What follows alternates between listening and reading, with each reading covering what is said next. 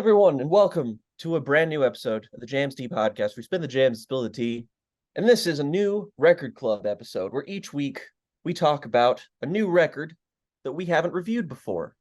And today we're talking about another one of the albums that we're adding to our 2023 list where we cover them on their 10th anniversary because they're 10 years old and we feel ancient. And this week we're going to be talking about a monolithic album, not just in terms of what it means to us, but to the world of music and the world of metal. We're talking about Deafheaven's Sunbather. Oh, yes. And boy, this album turned 10 the week we record this. And I have been waiting. You have to believe me. I've been waiting every single one of those, every single day of those 10 years to express how this album makes me feel in a public forum. I discovered this album the week it came out, I think within days of when it came out, because there was a lot of hype surrounding it. This was around the time when I was sort of just getting into music sort of seriously in terms of reading blogs, reading Pitchfork, reading all kinds of musical digest forums and stuff, and really kind of just inhaling music and new music specifically. And so this album had a groundswell of buzz surrounding it. And I'll go in a little bit more to my kind of personal context in a bit. I don't want to spend too much time on that because the album itself is what we're here to review.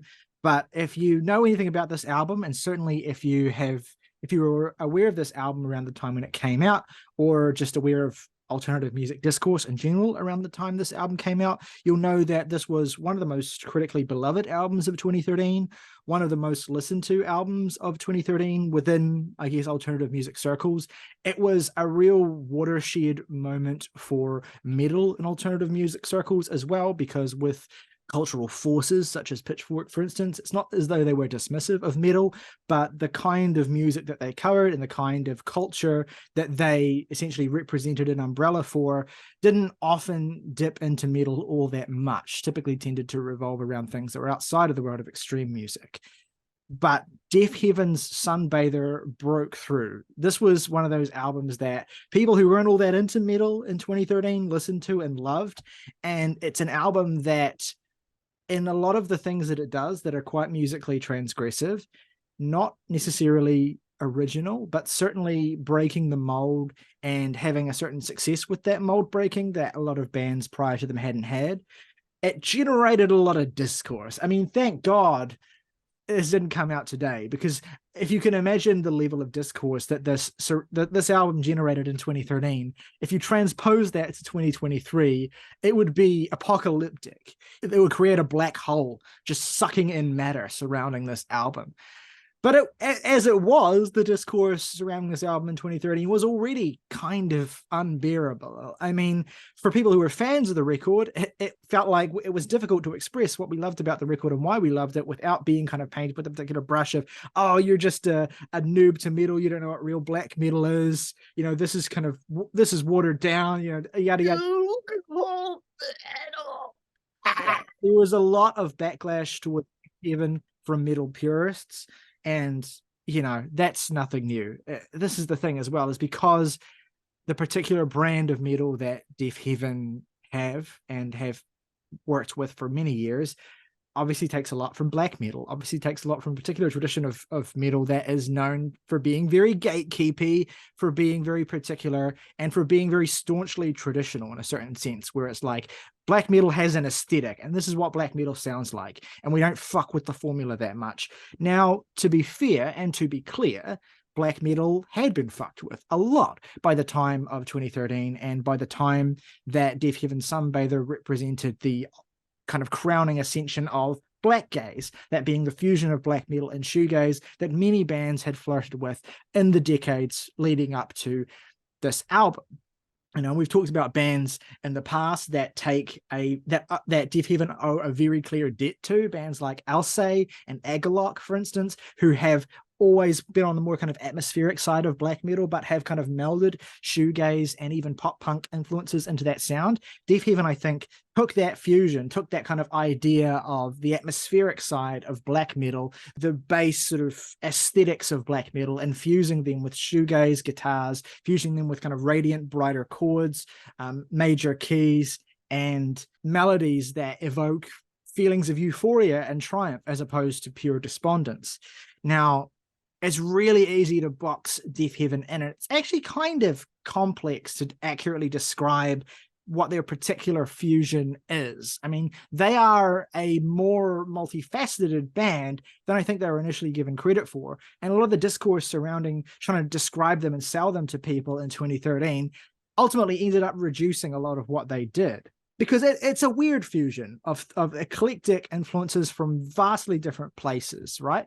And while Deafheaven, as I would say, and because I know if I didn't say this, people would be in the comments reminding me, while Deafheaven were not the first to work with this particular fusion of black metal and shoegaze, particularly in terms of embracing these more radiant, bright-sounding songs, what made Deafheaven cut through and be such a crossover success, I think, is how much clarity and how much immediacy they bring to the compositions themselves. All right. These are songs that hit you in the face, that knock you back, and that will blow you away. That's what their goal is. And if you take away one thing from the experience of listening to Sunbather, it should be that immediacy, that impact of these songs. Deafheaven also bring a sharpness to the melodic writing of this album, a really instantaneous kick to the melodies of this album, a simplistic and straightforward aesthetic that belies a more complicated and multifaceted underlying interior. All that is to say, pretty metal, go burr. Like, it's a beautiful album that in its intensity, in its rawness, and in how clearly and confidently it melds all of these different influences that it brings together, it just became impossible to ignore at the particular juncture where it arrived. And it was a gateway record into different forms of metal and into extreme metal for a lot of people, myself included. I want to hear from you guys now just what your thoughts are on this album overall, what your experience was like discovering it for the first time, and what you think makes Deafheaven so unique and attractive to such a wide audience of people who might not typically listen to all that much heavy metal. Yeah, there are a number of answers to that question, which sort of falls into how traditionally elusive pinning down this band is. My answer is that Deafheaven is an emo band before they are anything first. I'm so glad you said this first, because I was totally gonna say it. I mean, let's just look at Dreamhouse for a second.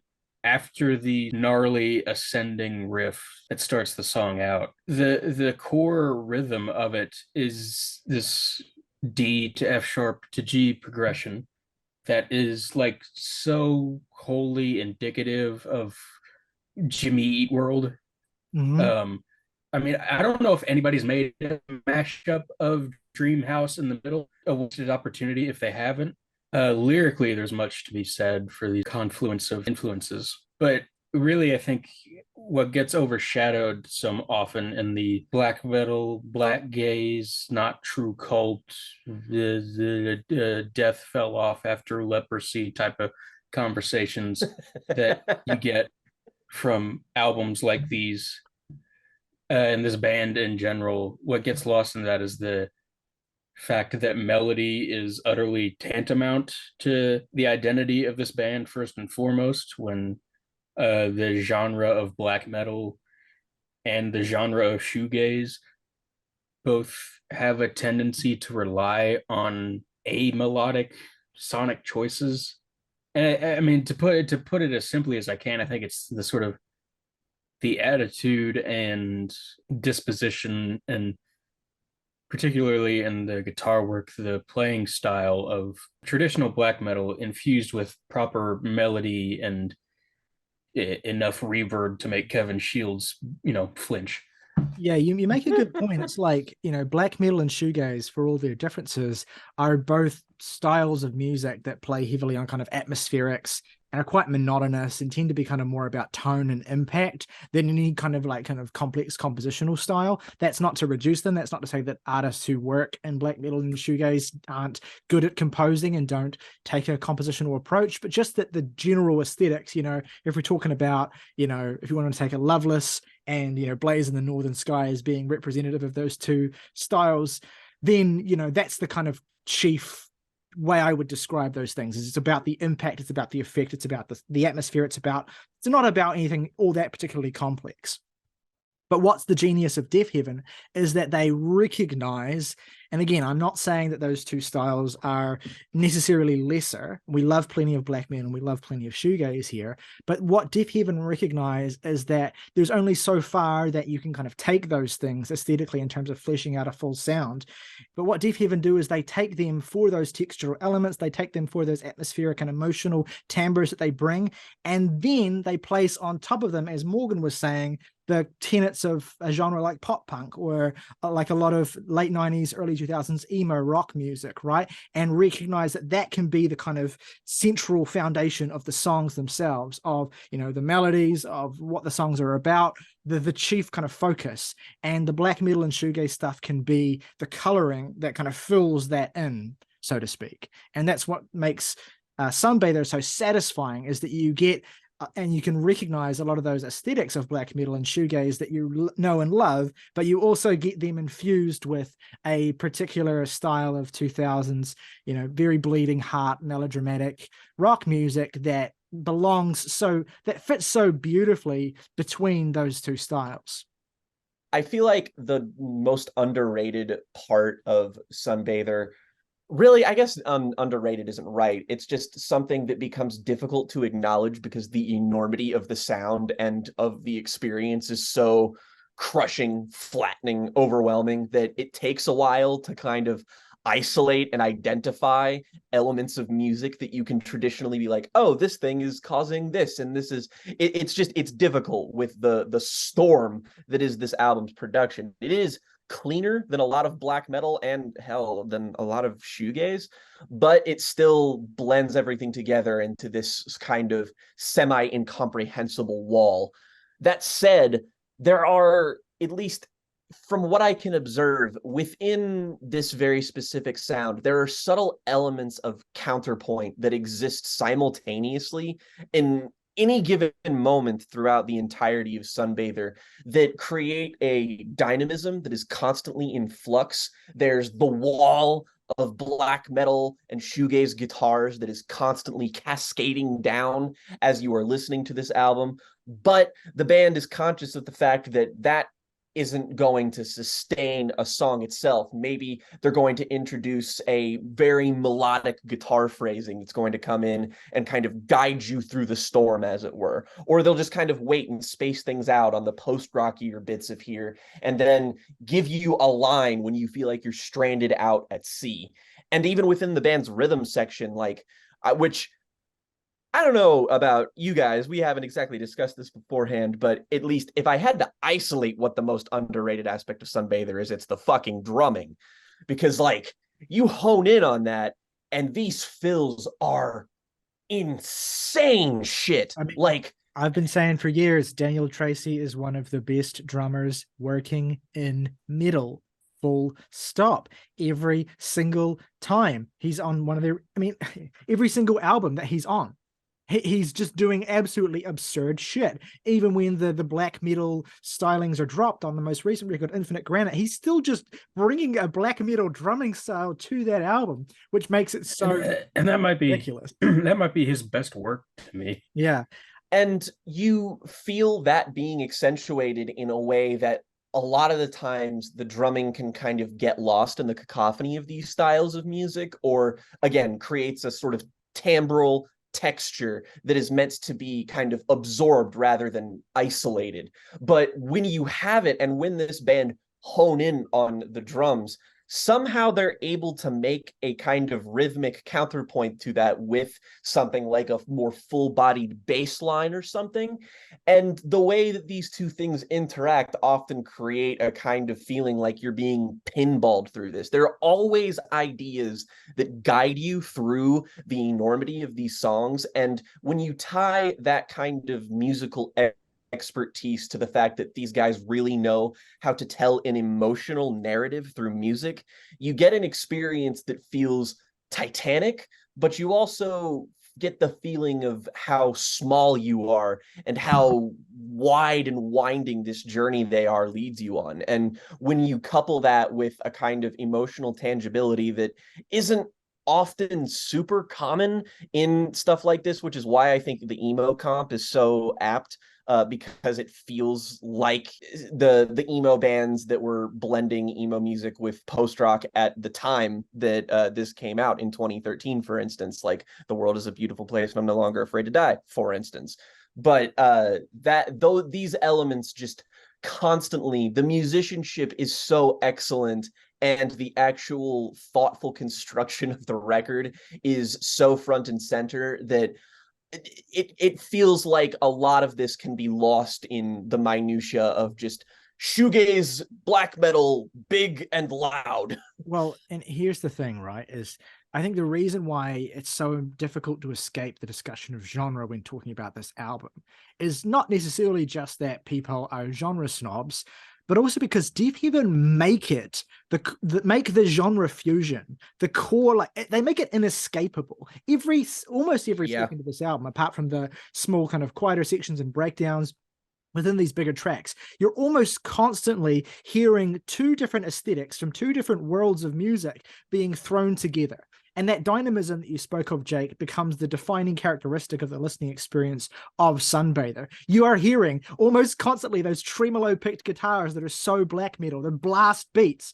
I mean, Daniel Tracy just goes blast beat fucking crazy all over this thing. But you're also getting those radiant, pretty chords, and you're also getting, you know, this kind of core melodic sensibility that feels much more attuned to pop music. But then again, that brushing up against George Clark's vocal style on this album, which is very like 90s black metal style, like very kind of traditional black metal style. And that's one of the other interesting dynamics of this album that really, because when this album came out, and I'm sure in the years since, one of the defining aspects of the conversation around it was whether people could even get into it in the first place, because it became so quickly positioned as, you know, this is an album for people who are not super into metal to kind of get them through the gate. And often in those discussions, the biggest sort of stopping point that stopped people from being able to fully get on board was the vocals, because they are so aggressively black metal. They are so, there's this raspy sort of, not even full-throated, but just this kind of like top of the throat, sort of like screaming, sort of scraping sound. It's a snarl.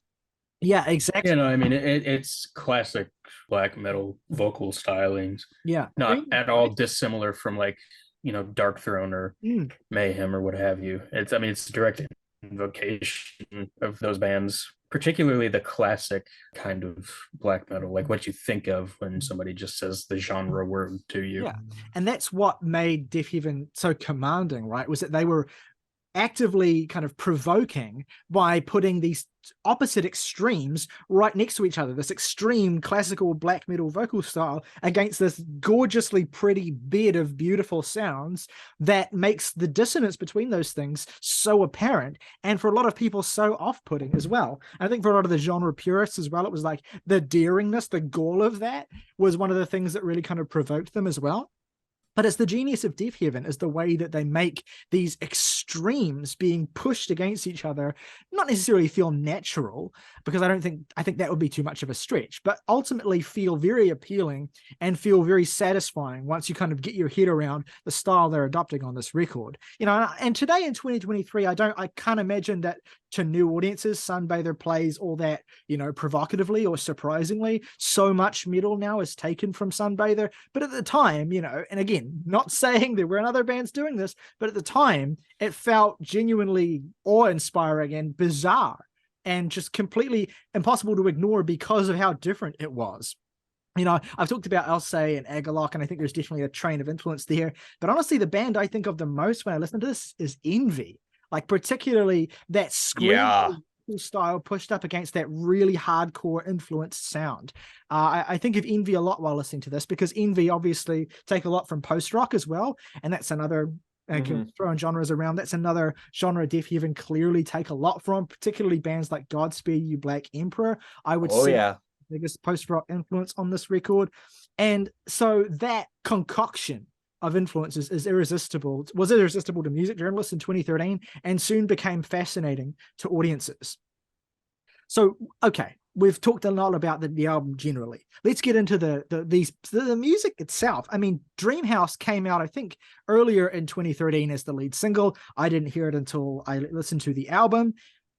I mean, this is maybe I would say inarguably the greatest Black Gaze song, like great in terms of like its influence, its recognition, how stunning it is compositionally, how deceptively simple it is, but how incredibly emotionally impactful it is as well. I mean, from out the gate, the album it demands your attention with the urgency of the way these chords are laid down, with how the tremolo is used, with the blast beats. Every element of what makes Deafheaven is laid out clear for you, and in the context of a piece of music that makes the listener feel like there's a sense of urgency here, like this is life or death right here, right now, from the jump.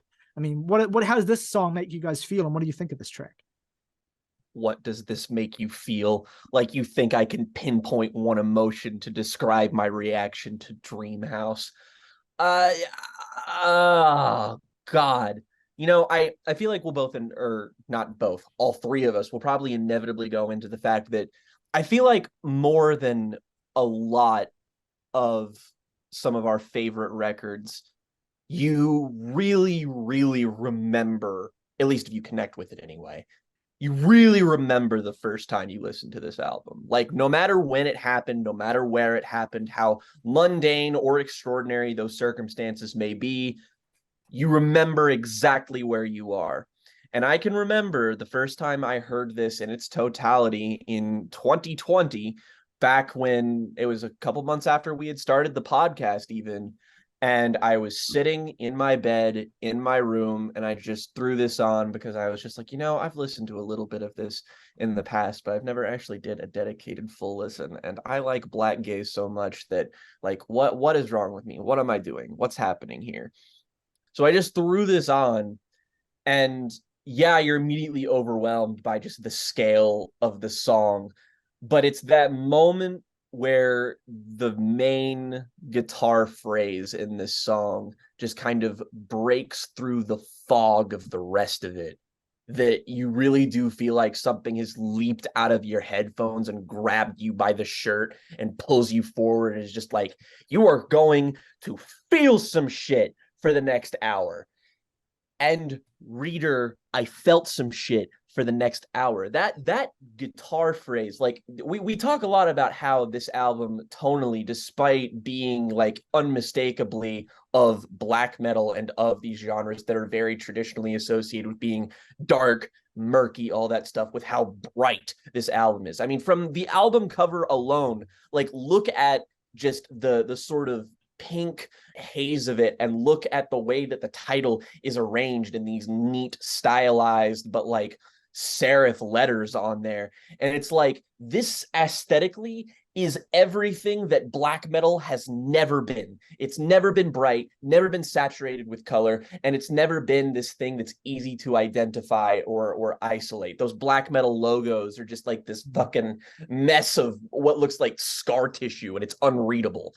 And then you have this, and I feel like that's kind of a mission statement for what this is, because the moment you can identify and lock onto something tangible about this, you're immediately feeling the emotion that the band wants you to feel. And that triumphant, ascending phrase of guitar, oh my God. Very bizarre connection I'm making here. It's kind of like how when you listen to like some of the first few Animal Collective albums, and you listen to those and you're just kind of like, this feels like more of a vibes experience than it does like a directly lyrical one. And then you look into the lyrics and you're like, oh shit, I was wrong. And I feel like you can easily mistake that about Sunbather as well, is because it is difficult to kind of make out everything in, the wide array of what's going on here. But if you listen carefully, I do really feel like the actual vocal presence on here of George Clark is very legible. You just have to hone in on it. But like, even then, it's very difficult to mistake the final line of this song, that snarled, raspy scream of "I want to dream." In the 10 years since it comes out, there have maybe been a handful of things that make me feel the height of emotion that clearly. The lyrics on here in general, across the album, are super potent, but on here specifically, the second sort of stanza in this song, That pour of a bitter red being that escapes a thin frame, the rebirth of mutual love, the slipping on gloves to lay tenderly. I'm dying. Is it blissful? It's like a dream.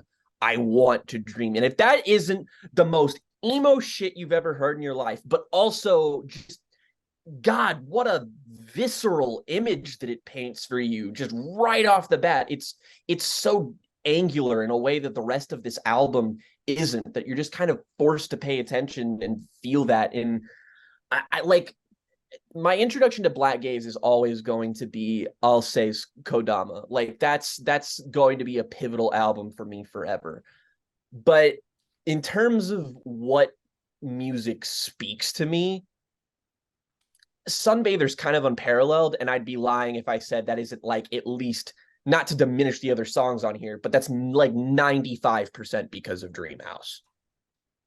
The album cover, I think, is the first provocation, right? Like it's the first provocation the album makes. It's suggests, and again, if you have context and if you don't have context, you'll have a different experience from looking at it.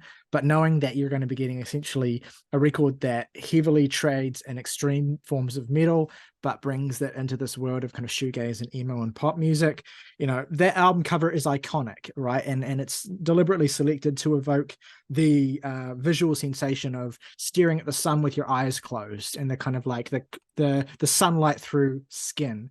And it gets at a theme of the record that, and here's another one of the ways in which the album has become a little bit of a whipping post, right? An easy record to mock because there's a lot of purple prose on this album, I guess I'll call it. It's a record that's written very melodramatically, and it's a record that leans so far into that particular kind of almost teenage sort of glorified melodrama that it can be a little bit unbearable if you don't have the stomach for that. But again, here's where you have to take a step back and kind of recognize what the record's identity even is in the first place, and appreciate how fitting the style is for what this album is doing, right? I mean, the album is obviously about maximalism, right? It is about feeling everything so intensely that it becomes completely physically and psychologically overwhelming. And I think taking a kind of more strictly traditional approach to lyricism in terms of black metal, or in terms of like MBV-esque shoegaze, would be a misstep. You need a style and you need a perspective that befits the very sort of bespoke and sort of hyper modern style that this record inhabits, right? And so you get that with this particular perspective that the album speaks from, which is the perspective of someone who is quite comfortably middle to upper class, like quite living a quite comfortable existence, but just continuously melancholic for the satisfaction and the fullness that existence doesn't provide. It's this perspective and a story as old as time. Deafheaven are a California band.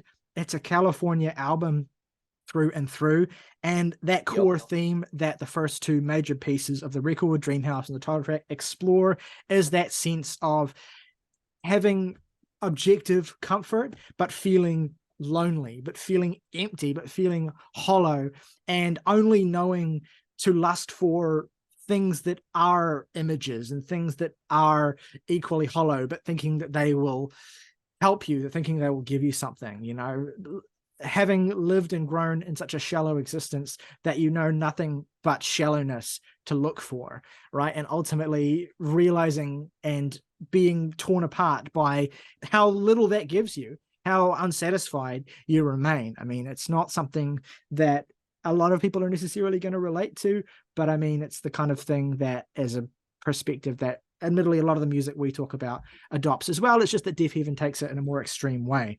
Yeah, because I mean, at its core, it's literally like, I hate my hometown.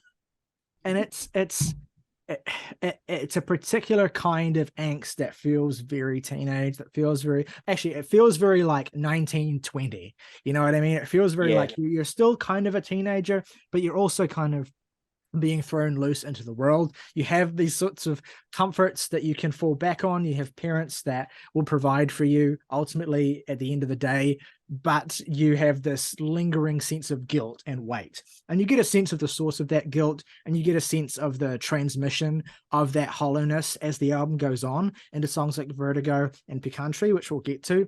But to me, one of the reasons why Dreamhouse is so iconic is that it just perfectly and potently and acutely expresses that sense of hollowness and that sense of longing in as good a way as it's ever been expressed in art.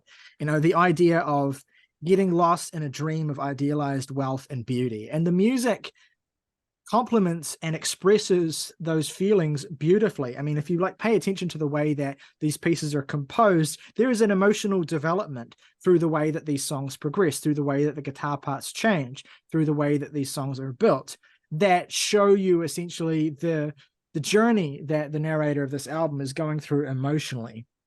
You know, there's beautiful construction here from front to bottom. There's obviously, as Dreamhouse comes in, you're thrown into the weight of it. You're thrown into the heft of it. 20 seconds in with that just insane ascending, scraping upwards with those blast beats and screams. But you get a little clean guitar part that comes in about 2 minutes and 40 seconds in, the first clean guitar part in the album that's kind of at the forefront, essentially. And it's like a kind of teaser of the final melody at the end of the song. You get these additional guitar overdubs that come into the track as George is singing about mutual love, this fantasy of comfort. And he uses the analogy of putting on gloves to represent being loved or being desired, essentially, which is simultaneously a kind of cold and lifeless view of being loved and being comforted, and essentially kind of seeing it as analogous as just putting on another piece of fabric, right? Something you can wear, something that can kind of contain you and keep you warm. And there is this thing on this album about the desire for warmth, you know, the desire to kind of feel this fire inside of you and be kind of cleansed by it. It's an album that juxtaposes very cold feelings and some of its more dissonant moments with the sense of just like overwhelming warmth that is a California summer, essentially, but also a cleansing by fire that the narrator seeks, right? I mean, the clean guitars on this and the kind of lead melody guitars on this are so just radiant, just give you this massive sense of bathing in light that obviously the album title evokes as well, that becomes all encompassing. And, you know, you could read it as analogous for things like, you know, drug use or any kind of other petty escape from a reality. But ultimately, I like the idea that this narrator's ultimate fantasy is just being able to lay in the sun and not feel anything, or feel only good things and feel them as intensely as the negativity.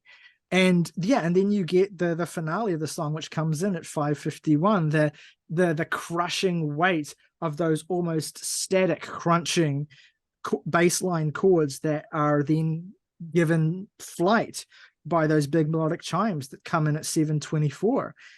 You know, and those big melodic chimes that like they come in exactly 1 minute after the first stop to chug during that final section though. And I love when they stop the song to just chug for 2 seconds and make you feel like you've got the fucking wind knocked out of you. It's an incredible song compositionally. Every single detail is so beautifully tuned to emphasize the hugeness of the emotions and the complex, tortured nature of this person's journey, essentially, as they try to find a hollow comfort in someone else. And those final lyrics, I'm dying, is it blissful, it's like a dream I want to dream, are a text message exchange. At least according to George, it is a text message exchange between him and a friend as well, late night when they're both high as fuck and really sad. And it's one of these little things that, like, on paper looks so ridiculous and juvenile and stupid, but clearly meant something in that moment and is given the scale and size of that emotion musically that it felt like for the narrator, for that person. So, you know, it's real. And then you have the extended epilogue of this, Irresistible, which is just one of the most beautiful little instrumental pieces I think I've ever heard in my life. Like, it's such a lovely little postpartum, like continuation of one of the song's core melodic ideas, but like taken in a slightly different direction. And again, emphasizing that sort of like just comforting warmth, essentially, of being able to let go of your anxieties for one moment. I mean, it's this was my I made the very foolhardy decision when I was much younger of making this song my alarm on my phone. And I had to stop doing that after a while because it was starting to create a negative association. But I was like, this shit's so I was going to say that would create something Pavlovian in me that would do irreparable damage to my psyche. Yeah, so I stopped that eventually. But because of that, I've probably heard this song maybe 2,000 times just on its own. I mean, what a beautiful piece of music. I just can't talk about the song without getting so fucking corny. It makes me want to vomit. It's what falling in love sounds like, which is the gayest shit I've ever said on this show. And believe me, no small feat. And look, you can't talk about this and describe this album in any meaningful way without getting like that, because that's just the kind of record it is. I mean, you know, if I were to sit here and read all the lyrics out to me, we would all be puking on the floor within minutes, because without the music, without the context, it's ridiculous, but it makes sense. Irresistible to me is the sound of comfort. It's not euphoric in the way that the finale of Dreamhouse is, but it's like when that euphoria kind of melds into a kind of haze of just carelessness, of letting yourself go, essentially, and finding a kind of warmth and comfort in that. To me, it's making yourself vulnerable, because it does continue the idea of being raised out of euphoria and, again, feeling and experiencing that warmth, and it continues that idea.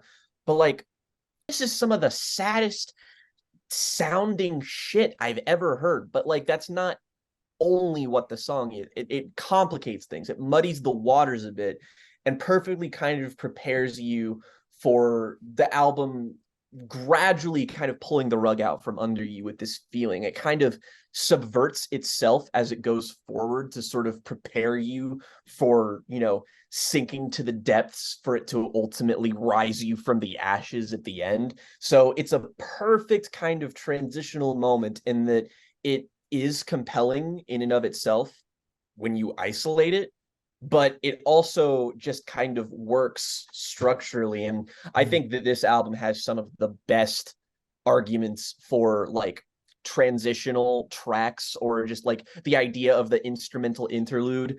They don't get better than the ones on Sunbather. I remember, like, I'm not sure if these opinions still stand or anything, but when we reviewed Infinite Granite, which is an album that we all liked more than most people, you two in particular, but I still definitely dug more than the vast majority of people.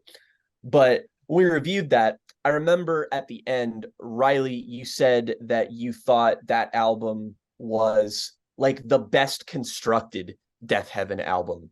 And I just remember that was a long recording section, and I had to hold my tongue just to be like, yeah, except for the fact that Sunbather's structured better. Because it is. I mean, like, you all might still agree with that statement, and that's valid, that's fine. Have you but considered, in my opinion, you're wrong? Have you considered eat shit? Well, like, and here's the thing. I'm glad you brought this up, because I wanted to use, like, let's just talk about the interludes as one little piece of this discussion right now, because, and I've had, again, 10 years to think about this following Deafheaven. The way that so much of their music is about dynamics, so much of it is about, you know, contrasting the loud with the soft.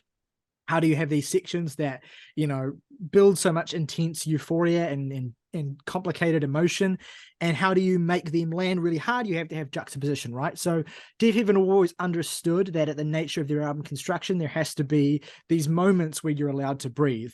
And they've experimented with each record that they've made. I'm kind of discounting Roads to Judah, their debut, which is good, but a little bit of an outlier.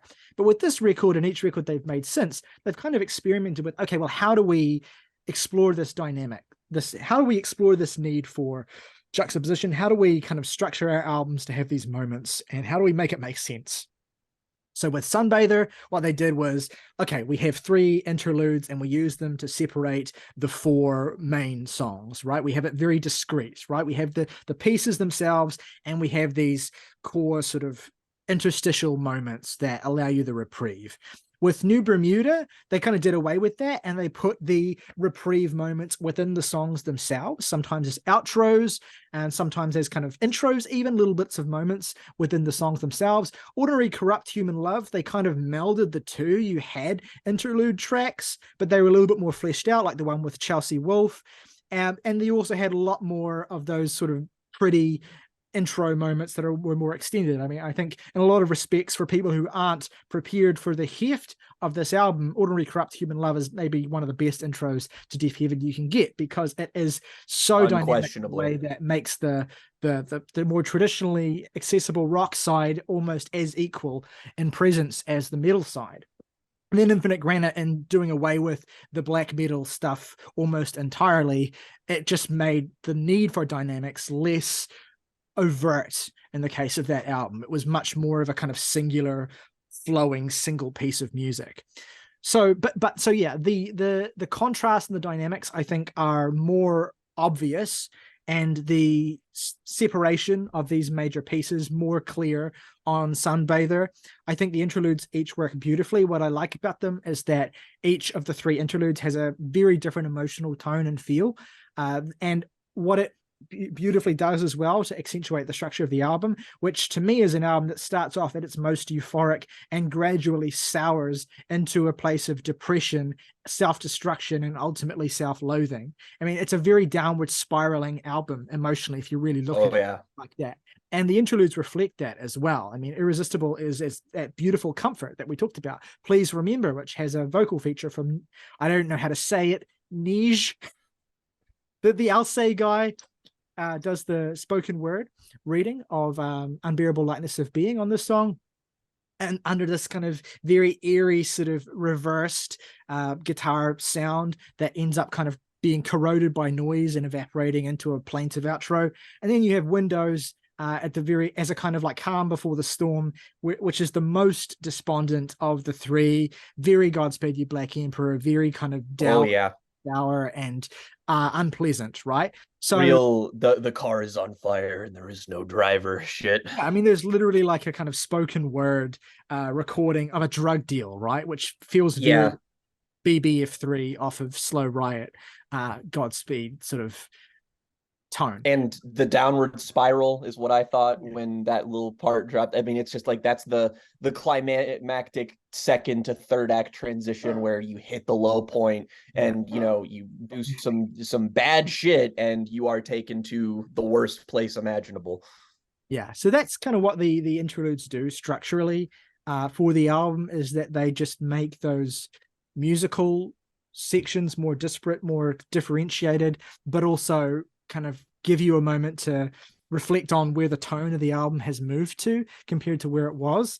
And I think they work in that way. I don't particularly love Please Remember or Windows. I like them structurally. They don't really detract from the experience of the album for me, but I do think they're sort of somewhat less interesting.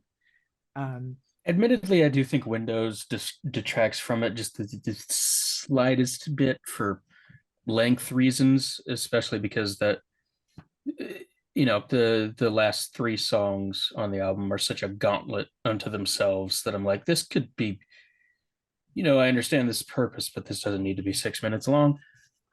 Yeah, I think that's definitely an example of the biggest way in which they would refine that need for transition with the next album. Let's take a step back now and talk about the title track, which honestly is my favorite song on the album. It's the first one I heard. I've had different favorites over the years. First it was Dreamhouse, then it was Pecan Tree. At one point, when I was being particularly edgy, it was Vertigo, and now it's Sunbather. And I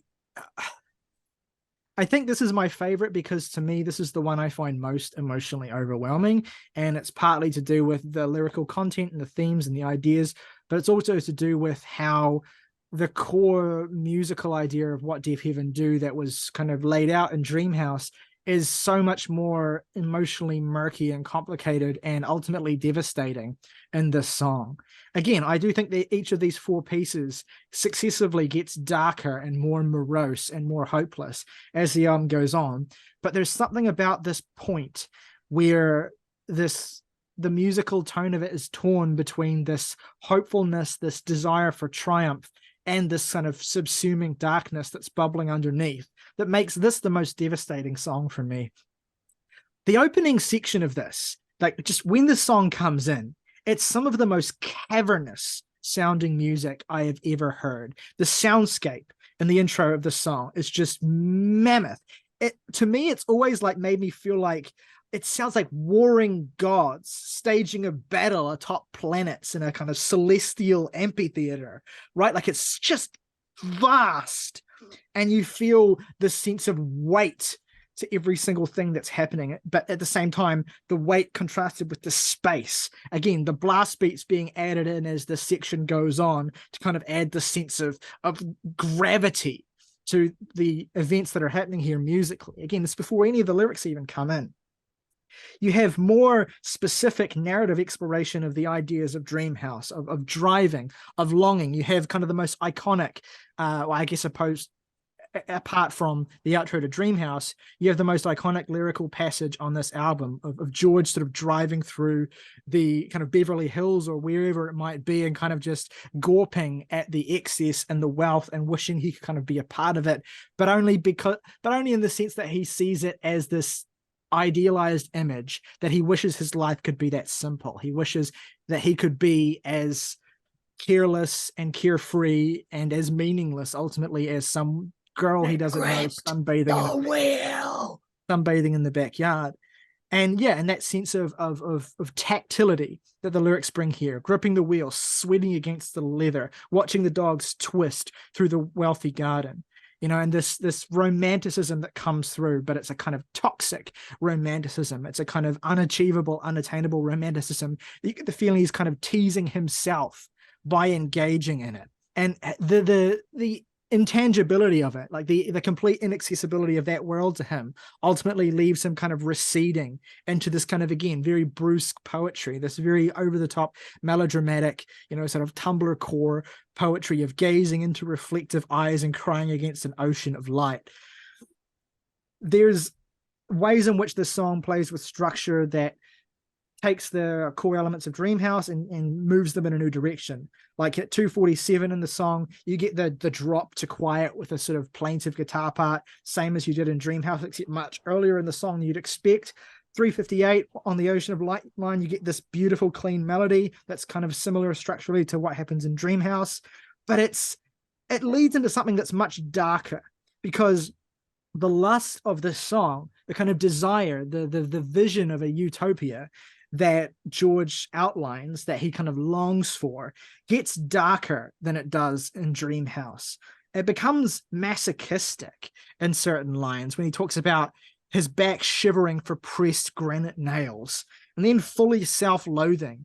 And he starts to evoke this very bloody and brutal imagery of breaking bones down to yellow and crushing gums into blood and being kind of stroked by fingers with rings full of teeth.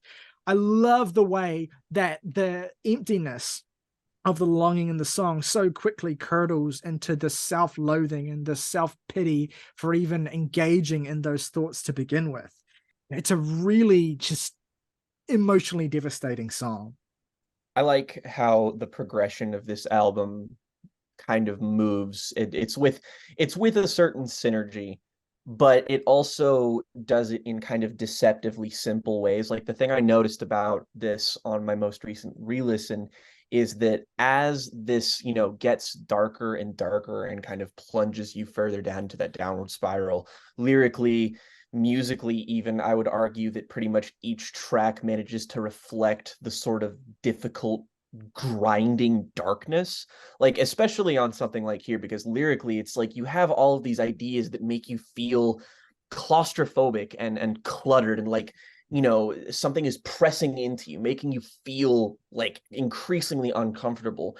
And that is accentuated by the presence of rhythm, the accentuated presence of rhythm throughout these songs. Like this is where I feel like Tracy's kind of circular fills on this just feel like they are almost as oppressive as any part of, the wall of guitars on here. Like once you take notice of that fact, it feels like it's coiling around you, and it takes advantage of the space. Like there are lots of albums, and a lot of albums like this, shoegaze black metal albums that like go more for the atmosphere, everything. And there's an art to that. And I feel like the fact that there's an art to that also means that this can often be executed very poorly. Like I can't tell you how many shoegaze albums I've listened to where it's just like, yeah, this mix is just like totally flat. Like everything's the same, everything's EQ'd the same. There's no sense of dynamics, there's no real texture. They've just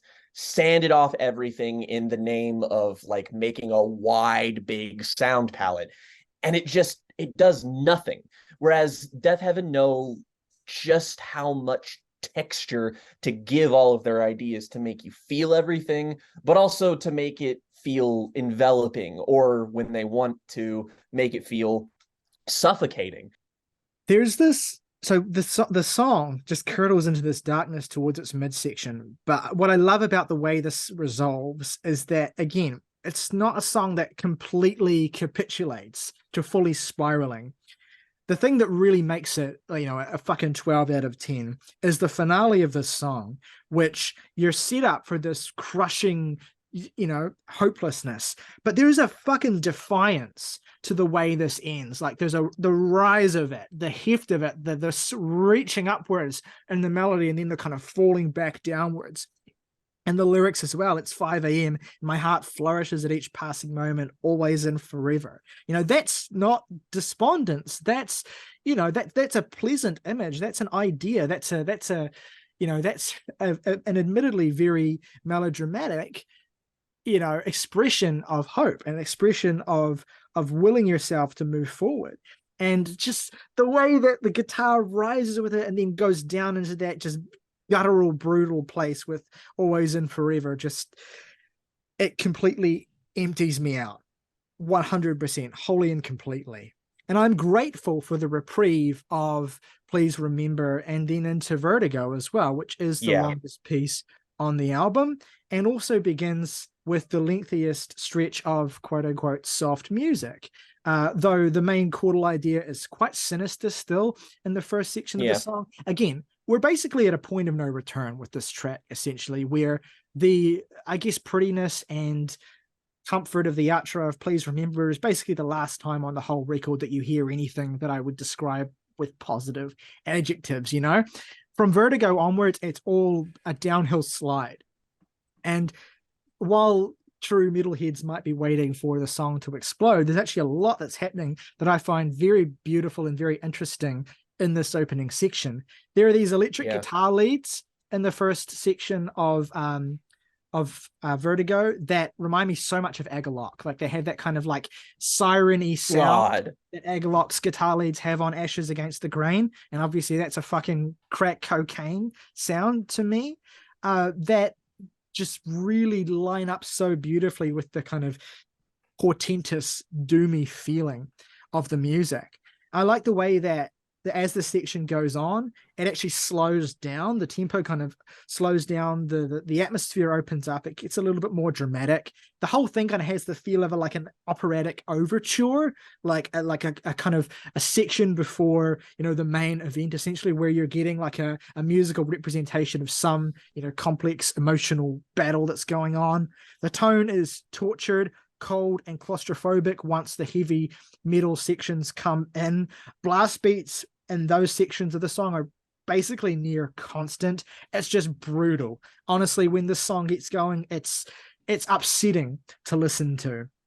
You get this expansion of the lyrical theme of the record as well, because Dreamhouse and Sunbather, they're both fundamentally songs about wanting to experience happiness in an unconstrained and straightforward and, uncomplicated way, but realizing how futile that is, how much of a kind of dream that is, how much of a kind of unrealistic expectation that is, having that send you spiraling into depression.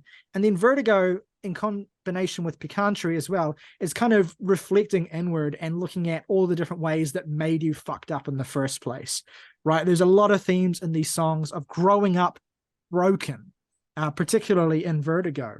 Lost in the patterns of youth, and the ghost of your aches comes back to haunt you, and the forging of change makes no difference. Memories fly through the mask of your life, shielding you from time. The years that birthed the shell that you gained, hunched over in apathetic grief. I mean, these, I would say as well, for as flowery and as quote unquote pretentious as the lyrics on this album can get at certain points, I would say these are some of the most compelling from a pure poetic standpoint.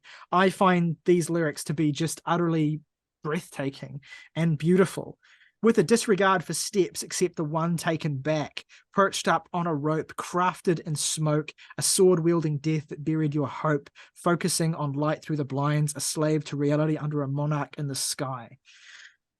It's yeah, if you're not feeling it at this point, you will be. You know, this is really where the album, it gets you in its fucking grip so quickly with that emotional dynamism of the first half of the record, that euphoria tinged with that kind of terror and horror. One of the things I love so much about this album and about what Deafheaven do is that they are one of the best bands I've ever encountered at musically realizing the feeling of the sublime.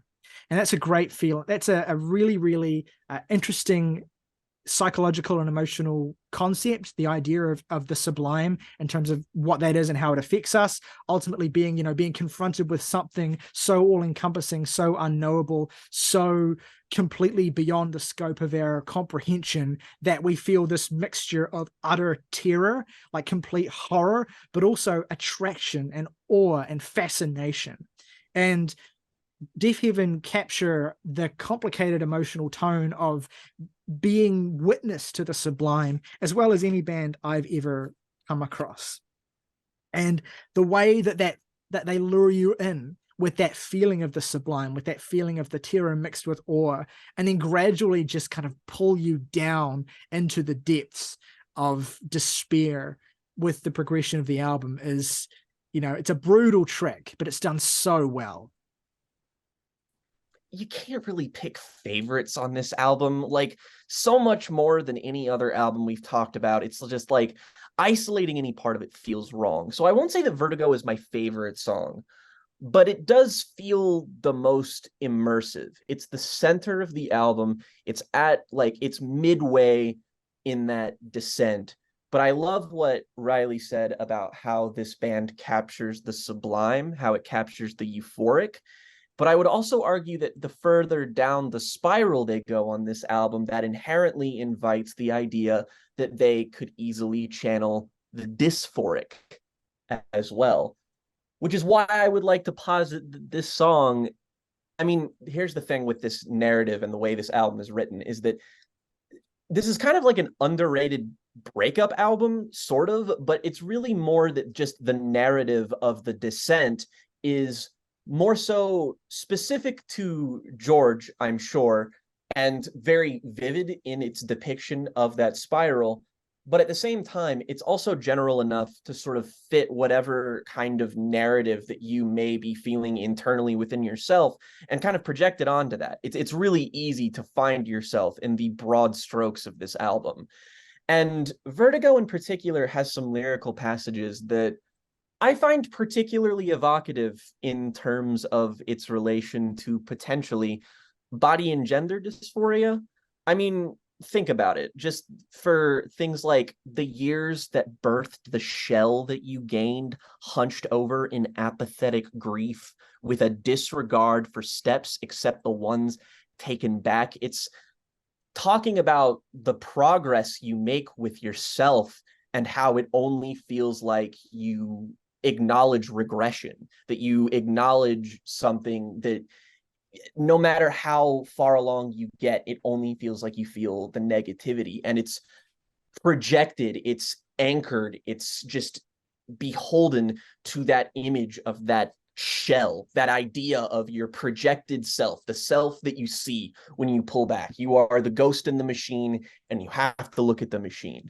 And this really just kind of gets to the heart of feeling a disparate kind of ache that you don't feel like can be resolved. And that is just, I can't tell you how many times I've listened to this album just when I was feeling like shit, or when I was feeling particularly dysphoric, or any kind of anything.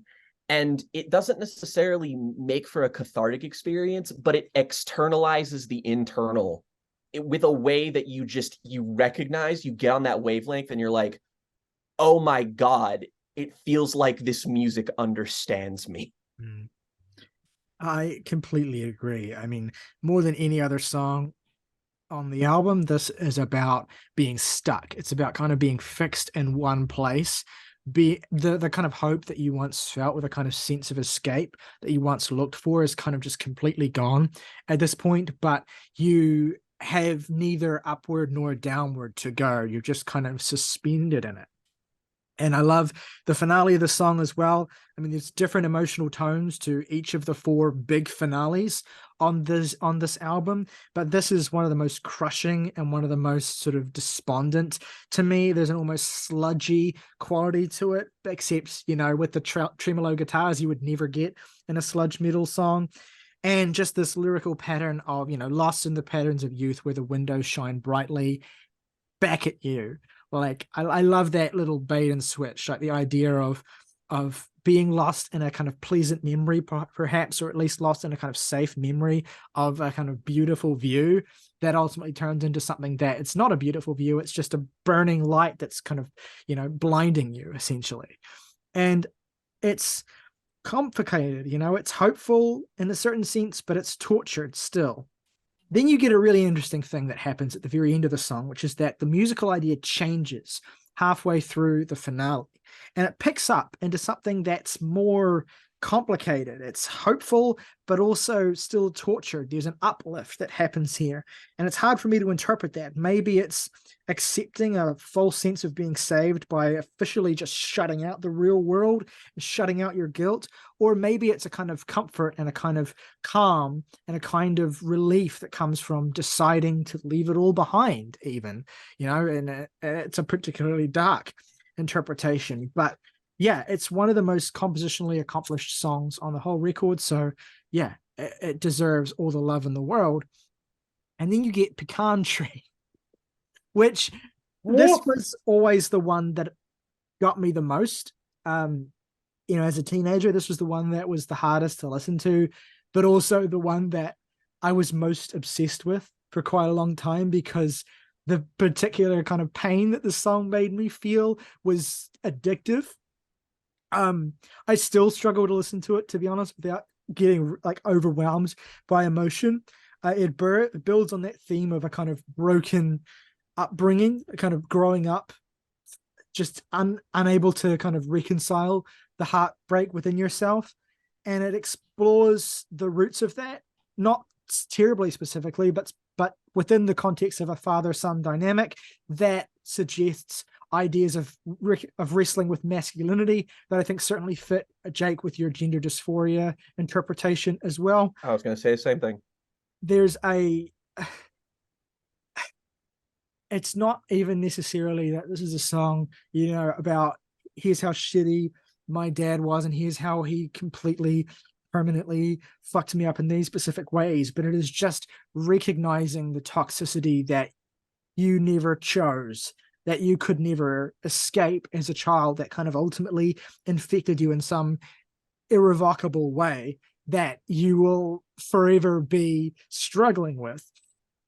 And that's matched with musically, I mean, if Vertigo was musically a really tortured song about being kind of mired in this sense of stuckness, then Pecan Tree is like burning alive. It is like being on fire and suffering and being in pain. Like there's no numbness to this, like you could interpret in Vertigo. It's it's completely falling apart. One of the ways I love that this explores that father-son dynamic is the change in perspectives within the lyrics as well. Like ultimately the way it opens, carrying through with ideas of light and fire that carry through from previous tracks, and then going into a little bit more detail in terms of evoking this particular perspective of trying to escape and leave behind your childhood, but then switching, culminating essentially in the line, in the room full of family but couldn't find one, in the hallways brightly lit but couldn't find myself. And then there's a switch in the midsection perspective wise, which is also coincides with the most brutal and heavy part of the song, where George sings, "I lay drunk on the concrete on the day of your birth in celebration of all you were worth," which is maybe the most upsetting lyric on the whole album for me, for reasons I can't even get into. And just the fucking gallop that is being laid down by Daniel Tracy over this section as well. Just, you have, obviously the distorted black metal guitar, but fused with that kind of hazy shoegaze aesthetic that's been all over this album is here, but it's more dark and just dank and hopeless than it's ever been before, until the song eventually just sort of evaporates into that soft midsection that ultimately sets up the power finish of this song and this album. The glimmering, gleaming, brutal chords and melodic tones that feel like the most poisoned version of the melodic tones that ended Dreamhouse. These songs, long songs structurally have kind of similar developments, but it's funny how you compare Pecan Tree to Dreamhouse and you just see how all of the triumph and hope of the form of Dreamhouse is just curdled into this toxic sludge just through the guitar tones. You can get that completely just through the way the guitar tones have changed. And also this monotonous pattern that they play in this final section, an up and a down, a lift, but just very moderate, small. It's just this constant, hammering guitar line. You get this great little expansion of the idea about 856, where it kind of goes up and down and kind of crests and explores a little bit more of a complicated emotional space, but ultimately it just feels circular because you end up with that main guitar line punching through again. And it almost is a final kind of like fuck you, almost. It's not a fuck you, but like almost as a final kind of twist. You get this key change that happens about 30 seconds from the end of the album that lifts it up into this kind of like more uplifting place. And it's like, okay, what does this mean? But as soon as that happens, you're getting a fade out and the idea is just being taken away from you. It's like a cruel joke. It brings me to tears, but also at the same time, fuck you for doing this to me. Psych! That's the wrong melodic progression. How dare they do the most beautiful key change in metal that I can maybe think of and fucking fade it out almost instantly. Like it's an amazing way to end the song, but I also kind of hate it. Oh. Yeah, Deafheaven have exclusively killed it with the closers. It almost feels like, as great as the album was every step of the way up until this point, this is when it and the band finally come into a sort of self-actualization, in a sense, just musically. I don't know, there's a level of ambition here that sort of eludes even the rest of the album. I have trouble talking about this album in general because it's so just like, you've heard it, right? Like, you know what I mean. At some points, it's like so musically accomplished, and I'm not a musician, but like there are points where it's just like the level of musical bravura throughout this is so just awe-inspiring that I just have to gulp at it. Like there's about 1 minute and 24 seconds into the song, there's like a stuttering drum beat that comes in that Daniel Tracy does, and I'm just like, dude, what are you? It's amazing. And it's like it feels like, you know, you're being fucking stabbed, right? And then it's like when he does that, and then he starts doing this fucking blast beat on the kick drum at the same time, like fucking a million beats per minute or whatever. And it's like, dude, Gene we get it. Hoglan Your shit. fucking dick is 12 inches long. Maybe fucking put it away. Like, I'm not saying stop. Please. I'm just saying, fuck you. Yeah, maybe like Doing it. save some cooter for the rest of us. I mean, Jesus Christ. I feel like this song, you know, maybe lyrically can also kind of be further contextualized through some songs on Infinite Granite, particularly Villain, which is about dealing with an alcoholic family member, which I feel like you could connect the dots between this song and that one. I and lay drunk on perhaps- the concrete on the day of your birth. Yes, precisely. And that creates a beautiful bit of narrative continuity with Deafheaven that I kind of want to accentuate as being like, Morgan's right, that there is a kind of sense of untethered ambition on this last song here that, like, it feels like no matter what Deafheaven did next, there's no way they could eclipse this. That, like, no matter how nuanced your reading of their music that followed, there's just an inevitable, like, will anyone, like, let alone Deafheaven, will anyone ever reach this height again? I don't know. I still, like, as somebody who listens to this kind of metal all the time, I still don't necessarily think that Sunbather has really been topped, or the Pecan Tree in that respect. But I will say that we are three unique presences in that the interesting thing about Sunbather, the way we kind of preceded this conversation, is talking about the two worlds that it inhabits, that of, you know, shoegaze and black metal. And the miracle of its success is that it kind of is antagonistic towards both, as I think we demonstrated, in that the people who are more in line with shoegaze aren't going to get along with the harder edges that are still here, and the people who are more accustomed to a more serrating black metal experience are going to be like, "Moho, where is my fucking lo-fi production?" Blah. But, like, in that kind of haze, that, like, in between those two camps in the center is a world of music that it caters to people like us who listen to both of these things and enjoy them in equal volumes and say, I don't give a shit about genre, give me something new. And that's exactly what Sunbather is. And that's exactly what Deafheaven are, in that we're also unique in that I think that we, like, our overwhelming love of Sunbather, I'm not sure where you two stand on it now, but, like, there's an argument to be made that, like, that we will make, at least as fans of this band, that there are still other records that are at least almost as good as this one. Like, I mean, we were obviously defenders of Infinite Granite, and something interesting that I like in exploring other music content creators is that of the content of one Mr. Critical Reactions. Great dude, by the way. He did a theme for one of his weeks where he explored bands that underwent a significant sonic change throughout the years, throughout their development. And one of the bands he covered was Deafheaven. And the first song he covered was a song from Sunbather, and the second one he covered was one from Infinite Granite.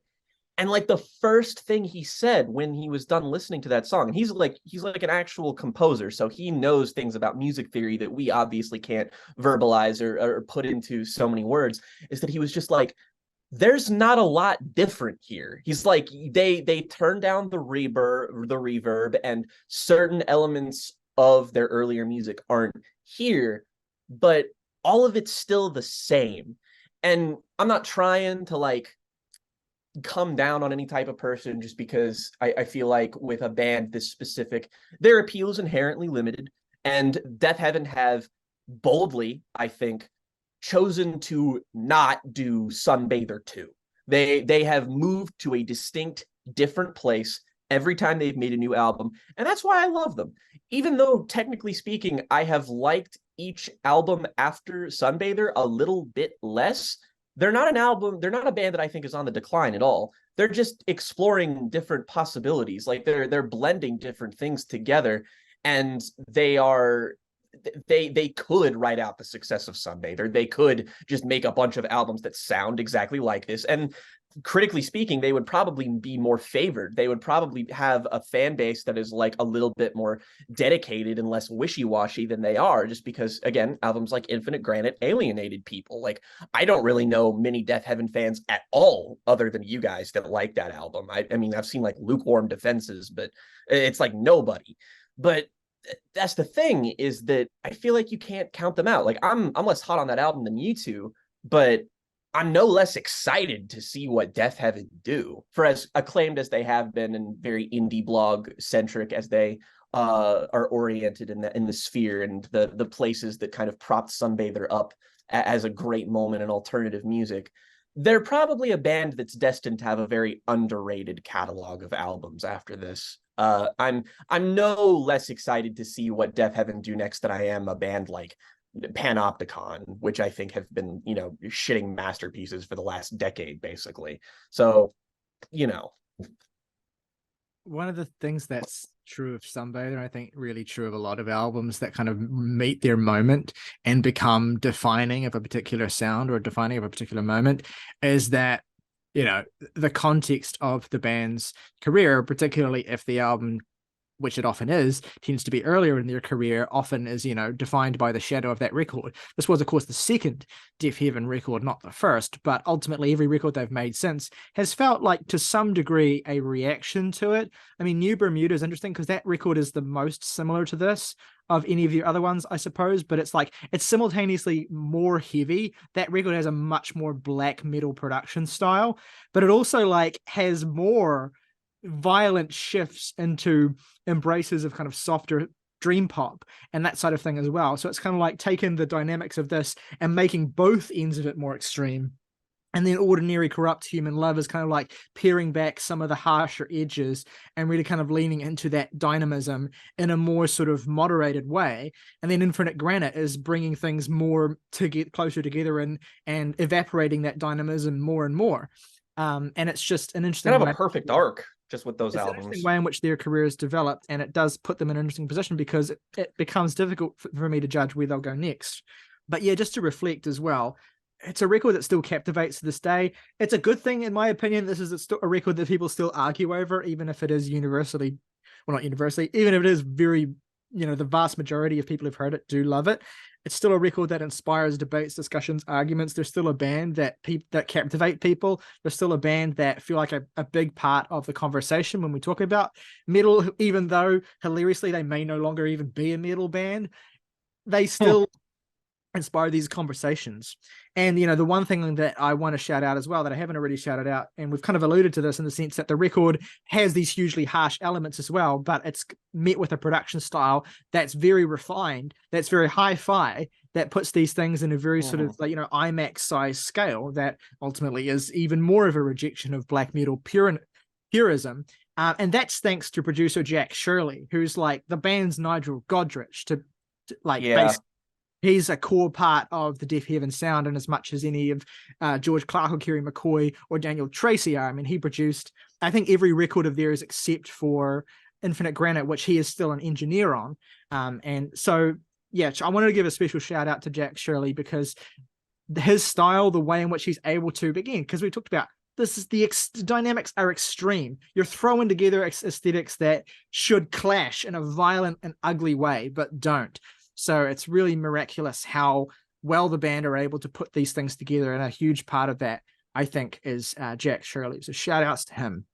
But yeah, an album that means an awful lot to all of us.